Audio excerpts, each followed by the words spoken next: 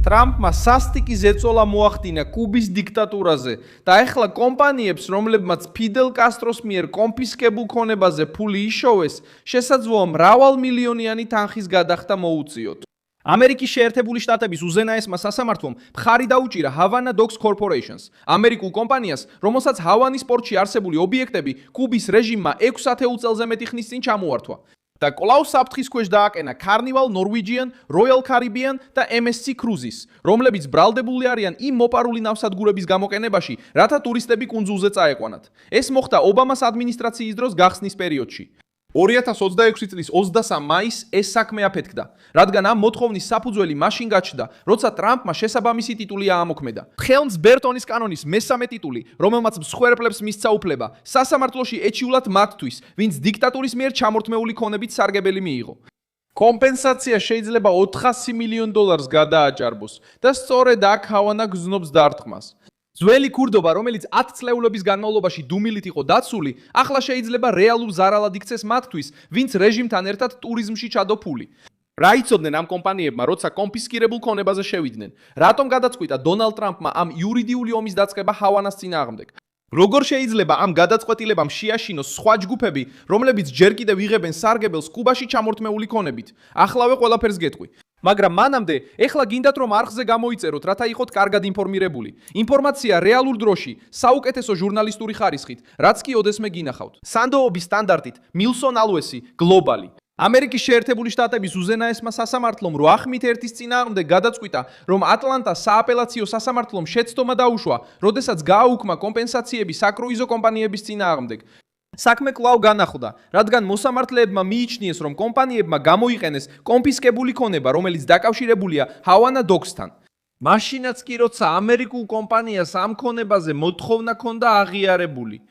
თავარი მოსაზრება დაწერა მოსამართლე კლარენს თომასმა, რომელმაც უარყო თეზა, რომ კომპანიის კონცესია უბრალოდ 2004 წელს ამოიწურა და ამიტომ აღარ ექნებოდა მოთხოვნის უფლება. სასამართლოს უმრავლესობისთვის მთავარი საკითხი არ იყო იმის პრეტენზია, თითქოს კუბის დიქტატურას არაფერი წაურთმევია, არამედ ის, რომ ნავსადგურები კვლავ არსებობდა, კვლავ გამოიყენებოდა და კვლავ დაკავშირებული იყო სერტიფიცირებულ მოთხოვნასთან.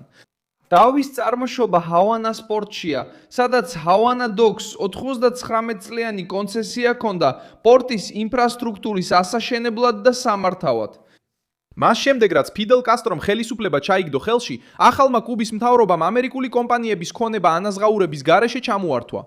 Havana Docks იმ კომპანიების სიაში მოხვდა, რომლებიც დაზარალდნენ და 10 წლეულები ვერ იღებდა კომპენსაციას დაკარგულისთვის. საქმე რეალური ძალა მხოლოდ მაშინ შეიძინა, როცა დონალდ ტრამპმა 2019 წლის მაისში ტიტულის შეჩერების ვადა ამოაწურა. ჰელმს ბერტონის კანონის მესამე თავი მექანიზმი, რომელიც საშუალებას აძლევს ASEAN-ის მოქალაქეებსა და კომპანიებს, უჩივლონ მათ, ვინც კომერციულად სარგებლობს კუბის მთავრობის მიერ კონფისკებული ქონებით. სწორედ აქ იღებს ეს გადაწყვეტილება პოლიტიკურ წონას. წლების განმავლობაში ამერიკის პრეზიდენტები აჩერებდნენ ამ მექანიზმის ამოქმედებას, რათა თავიდან აეცილებინათ დიპლომატიური დაპირისპირება უცხოურ კომპანიებთან და მოკავშირეებთან, რომლებიც კუბაში ბიზნესს აწარმოებდნენ. დონალდ ტრამპმა შეცვალა ეს ლოგიკა და კანონი ეკონომიკური ზეწოლის იარაღად აქცია ჰავანას წინააღმდეგ. ფაქტობრივად მან გამოიყენა ინსტრუმენტი, რომელიც 90-იანი წლებიდან უქმად იყო და მსხვერპლებს კონფისკაციების გამო ამერიკის სასამართლოებში კომპენსაციის მოთხოვნის საშუალება მისცა. Havana Docks-ი ერთ-ერთი პირველი იყო, ვინც იმოქმედა. მან უჩივლა 4 საკრუიზო კომპანიას, რომლებმაც მისი ყოფილი ნავსადგურები ნებართვის გარეშე გამოიყენეს. დაზარალებულმა კომპანიებმა განაცხადეს, რომ ისინი მოქმედებდნენ იმ ლიცენზიების ფარგლებში, რომლებიც ობამას მთავრობის დროს გახსნის პერიოდში მიიღეს.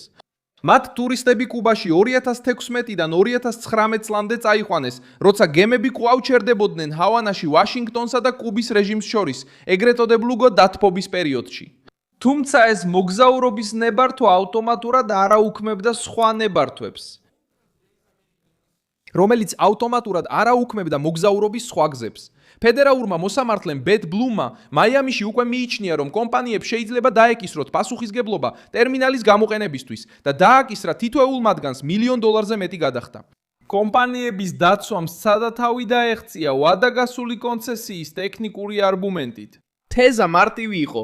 თუ ჰავანა დოქსის უფლება 2004 წელს სრულდებოდა, საკრუიზო კომპანიებს აღარ ექნებოდათ ეს უფლება, როდესაც წლების შემდეგ თავიანთ გემებს აჩერებდნენ. უზენაესმა სასამართლომ ეს გზა უარყო. მოსამართლეთა უმრავლესობის აზრით, ჰელმს-ბარტონის კანონი მხოლოდ ქაღალდზე დაწერილ თარიღს არ იცავს. ის მიზნად ისახავს კუბის მთავრობის მიერ კონფისკებული ქონების კომერციულ გამოყენებას. ჰავანა ზეწოლას განიცდის, რადგან ეს გადაწყვეტილება მხოლოდ 4 საკრუიზო კომპანიას არ ეხება. ის გზავნუს უგზავნის ნებისმიერ კომპანიას, რომელიც კუბის რეჟიმის მიერ ჩამორთმეულ აქტივებზე მუშაობს. სასტუმრო ქსელები, სატრანსპორტო კომპანიები, ტუროპერატორები და უცხოური ჯგუფები, რომლებიც ჯერ კიდევ საქმიანობენ კონფისკაციის შედეგად მიღებულ სტრუქტურებთან, ახლა ამ საკითხს შეშფოთებით უყურებენ. უზენაესმა სასამართლომ ყველა იურიდიული არგუმენტი არ ამოწურა, მაგრამ გააუქმა მნიშვნელოვანი დაცვა, რომელსაც კომპანიები იყენებდნენ და საქმე სააპელაციო სასამართლოს დაუბრუნა ბევრად უფრო ხელსაყრელი ინტერპრეტაციით ყოფილი მფლობელებისთვის. ფინანსური გავლენა შეიძლება ძალიან მძიმე იყოს. დაპირისპირება ასევე აშკარად აჩვენებს პოლიტიკურ კონტრასტს. ერთი მხრივ გახსნის პოლიტიკამ საშუალება მისცა დიდ კომპანიებს გაეყიდათ ტურისტული კუბის იმიჯი, გემებით, ექსკურსიებით, პლაჟებითა და ღამის ცხოვრებით.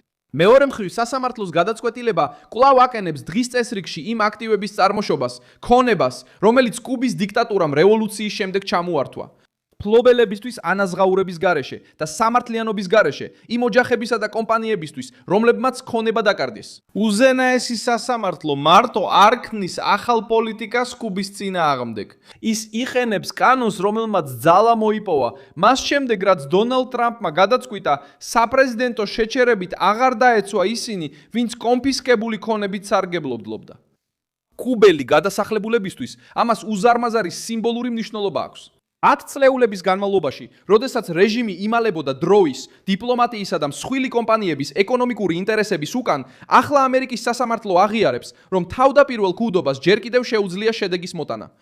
თუ საერთაშორისო კომპანიები დაიწყებენ გათვლას, რომ კუბაში ოპერირება შეიძლება ძვირადღირებული სასამართლო პროცესები მოუტანოს ამერიკაში, რეჟიმი კარგავს მიმზიდველობას იმ ინვესტორებისთვის, რომლებიც დამოკიდებულნი არიან ბანკებზე, დაზღვევაზე, მარშრუტებზე, ამერიკულ ბაზარზე და იურიდიულ დაცვაზე. რისკი მხოლოდ კუნძულზე არ შემოიფარგლება.